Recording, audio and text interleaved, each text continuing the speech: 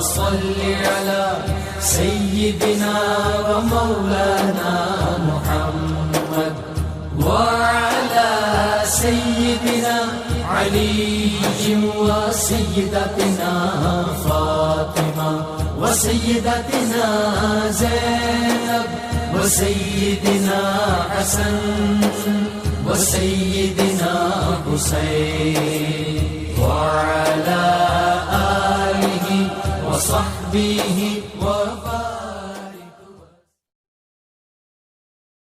اعوذ باللہ من الشیطان الرجیم. بسم اللہ الرحمن الرحیم.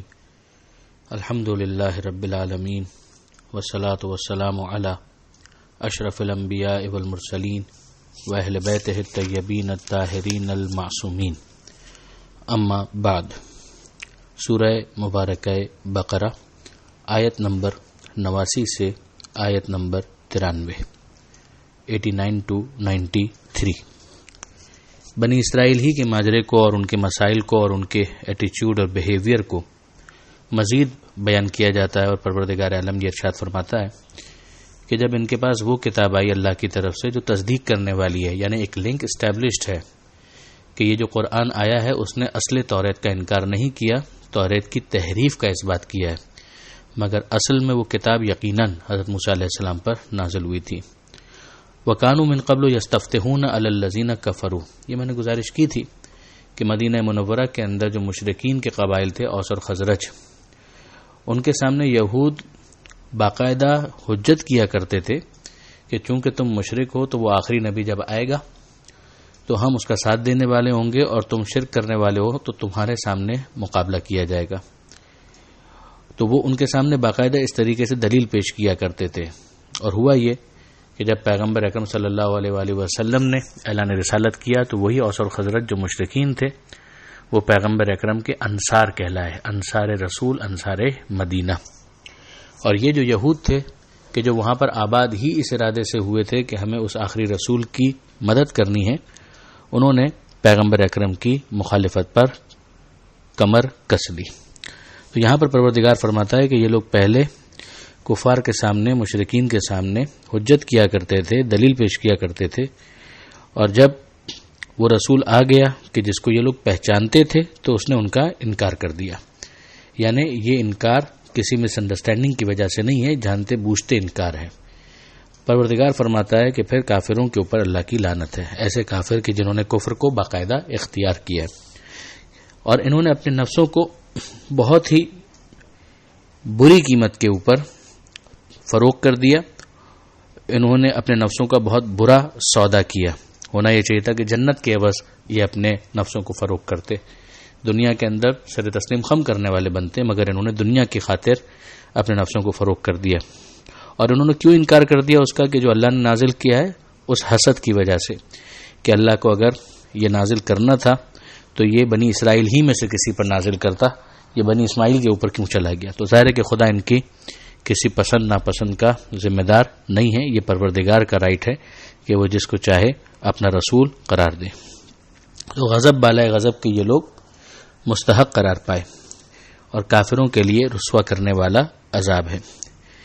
پھر ارشاد ہوا کہ جب ان سے یہ کہا جاتا ہے کہ ایمان لے آؤ اس پر کہ جو اللہ نے نازل کیا ہے، تو یہ لوگ تعصب کا اظہار کرتے ہیں کہ ہم اس پر تو ایمان لائیں گے کہ جو ہم پر نازل ہوا، مگر جو اس کے علاوہ ہے اس کا ہم انکار کر دیں گے، جبکہ وہ حق بھی ہے اور تصدیق کرنے والا ہے اس کا کہ جو ان کے پاس ہے. تو ان کے پاس کوئی وجہ نہیں ہے، یہ انکار ان کا سوائے تعصب کے اور کچھ بھی نہیں ہے. تو ان کے دل کے اندر جو وسعت حقیقت میں ہونی چاہیے ایک حق کو قبول کرنے کے حوالے سے وہ موجود نہیں ہے، یہ جملہ خود بتاتا ہے. پھر پروردگار عالم نے ان کے بزعم خود جو ان کا دعوی ایمان تھا اس کے اوپر بھی تنقید کی ہے کہ اگر ایسا ہی تھا تو تم انبیاء کو کیوں قتل کرتے تھے اس سے پہلے اگر تم مومن تھے.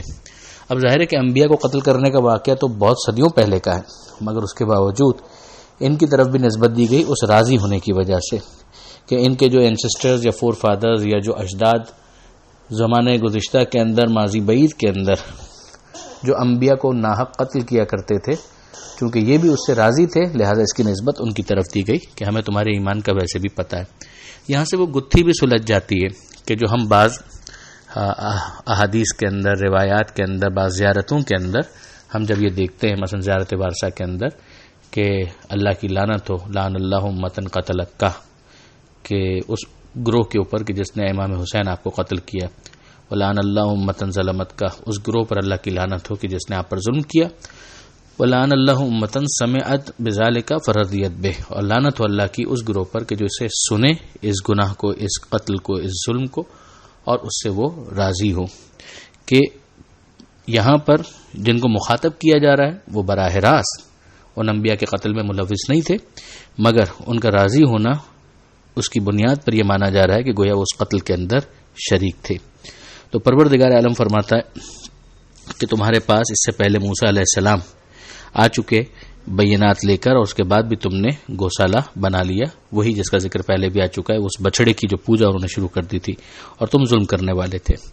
اور پھر ارشاد ہوتا ہے کہ ہم نے تم سے میثاق لیا، وعدہ لیا تھا، اور تمہارے اوپر طور کو معلق کر دیا تھا. وعدہ پہلے لیا تھا، پھر تمہیں سنجیدہ بنانے کے لیے اور قدرت کا اظہار کرنے کے لیے تمہارے اوپر کوہ طور کو معلق کر دیا تھا. اب اتنے بڑے پہاڑ کا آتے ہوئے دیکھنا یہ خود انسان کے اندر ایک سنجیدگی ایجاد کرنے کا باعث ہونا چاہیے تھا، مگر اس کے باوجود جو ہوا وہ سب کے سامنے روشن ہے. ان سے کہا گیا کہ جو تمہیں دیا گیا اسے قوت کے ساتھ پکڑو اور سنو.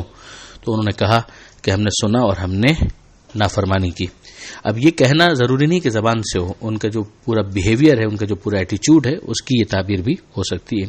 پھر اس کے بعد ایک محاورہ ہے کہ جس کو استعمال کیا یہاں پر کہ وہ اشربوا فی قلوبہم العجل بکفرہم، ان کے کفر کی وجہ سے گویا ان کے دلوں کے اندر اس بچڑے کی محبت گھول کر پلا دی گئی تھی.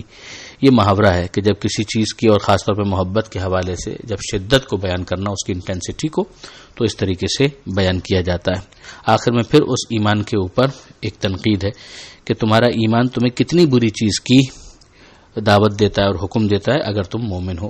یعنی مومن ہونے کا تقاضا تو کیا ہونا چاہیے تھا؟ انسان کے اندر وفاداری ہوتی خدا کے باب میں، خدا کے رسولوں کے ساتھ ایثار ہوتا، ان کی اطاعت ہوتی، فرما برداری ہوتی.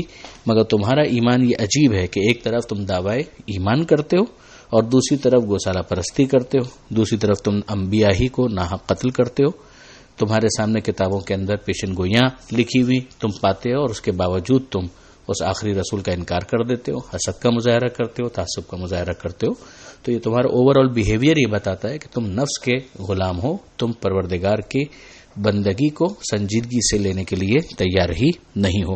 اس صفحے کے اوپر ان آیتوں کے اندر ایک مرتبہ پھر ہم نے دیکھا کہ وہ جو ایٹیچیوڈ اور بیہیویئر ہے بنی اسرائیل کا، اس کو ڈسکس کیا گیا اور اس کے اوپر تنقید کی گئی، اور اسی کے ذریعے سے مسلمانوں کو متوجہ کیا گیا کہ وہ بھی اگر ایمان کے دعوے دار ہیں تو صرف دعوی ایمان نہیں چلے گا، جیسا کہ بنی اسرائیل کا بھی فقط دعوی ایمان قبول نہیں کیا گیا.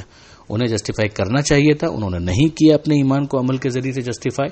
تو اب جو مسلمان ہیں ان کو اس بات کی دعوت ہے کہ وہ ایمان جب لانے کا اعلان کرتے ہیں تو عمل کے ذریعے سے بھی اس کو جسٹیفائی کریں. جو جو چیزیں رسول منواتے جائیں اسے مانیں، اور جو رسول کروانا چاہتے ہیں اسے کرتے چلے جائیں. پروردگار عالم سے دعا ہے قرآن مجید سمجھنے اور اس پر عمل کرنے کی توفیق عطا فرمائے، اور وارث قرآن امام زمانہ کے ظہور میں تعجیل فرمائے، ہمیں ان کے اعوان و انصار میں شمار فرمائے. وآخر دعوانا ان الحمد للہ رب العالمین، والسلام علیکم ورحمۃ اللہ وبرکاتہ.